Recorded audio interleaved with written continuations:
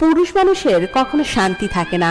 নিত্য নতুন সমস্যা আর ভিন্ন ভিন্ন পরিকল্পনা নিয়ে বাঁচতে হয়। পুরুষদের জীবন গল্পের মতো সহজ নয়।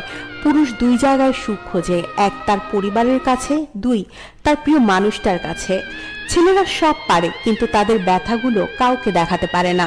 তাদের কষ্টগুলো কিছুটা দেওয়াল শুনে আর কিছুটা আয়না দেখে। পুরুষ কখনো কান্না করে না, যদিও করে সেটা নিজের জন্য নয়, হয়তো পরিবারের জন্য, হয়তো প্রিয় মানুষটার জন্য। পৃথিবীতে ছেলেরা হচ্ছে সবচেয়ে বড় অভিনেতা, কারণ তারা বুকের ভেতরে হাজারো লক্ষ কষ্ট পুঁতে রেখে মুখে হাসি নিয়ে চলে। কারণ সে জানে, আজকে যদি আমি ভেঙে পড়ি তাহলে আমার পুরো পরিবারটাই অস্তিত্বহীন হয়ে যাবে।